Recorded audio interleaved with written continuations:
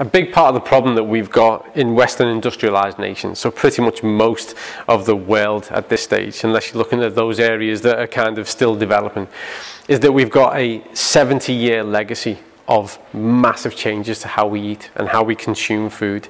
Everything that commenced right after World War II with regards to the processed food industry. And that's taken hold and that's changed dietary behaviors. Plus, back in 1920, there were 2 billion people on the planet, and now there's 7.8 billion. So we are stripping resources. We've had a huge change in manufacture of food and what makes it to our plate, and people's ideas of what constitutes a meal. Most people actually don't put together ingredients anymore. 60% of the UK alone don't have a meal each day that's based on ingredients. It's based on products. They go to the shop and they buy products, things in packets and things in tins, things that are reheated, not cooked, not chopped and prepared from fresh. And that's brought about a legacy of illness. And behind that, what's aggravated within the system is what we call systemic inflammation. The inflammatory response acutely, if you do some exercise, for instance, or if you get a cold or a flu, is really important. That initial acute inflammatory response is what kickstarts your immune system to start to protect you. Or if you've done some exercise, it's that acute inflammatory response that starts to bring about the adaptation and changes. But chronic inflammation is what sits behind chronic disease, and it's that systemic inflammation that has become manifest across our populations, and people are walking into sickness.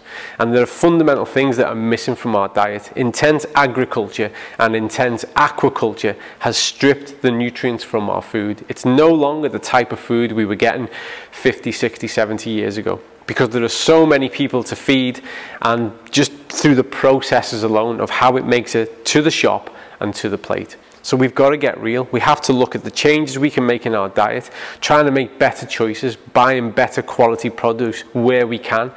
But that is so limited by budget. Not everybody is in a position whereby they can buy the very best of fresh food every single day. And the worst part is even if you can, if we look at sources, typical sources of omega-3, which is really important to us, well, taking that from fish, one, it's unsustainable ecologically. We just can't feed that amount of people. We should all be eating fish around about 3 to 4 times a week. Well, that's 7.8 billion times 4 per week. Do the math, it's unsustainable. The planet can't tolerate that. But what we can access and what we can, find in our fishmongers and in our supermarkets does not have the same nutrient profile as it did 50, 60, 70 years ago. So we have to get clever about it, and we have to look at what we can put into our diet, what strategies we can build in so that we can access the same kind of outcome. So we can take a hit of really good quality omega-3. We have to, explore that as to what makes one product better than another, and we can do that another time. But we have to be able to get a good source of omega-3. And really, if you look at the current research and the guidelines on this, we should be taking it every single day.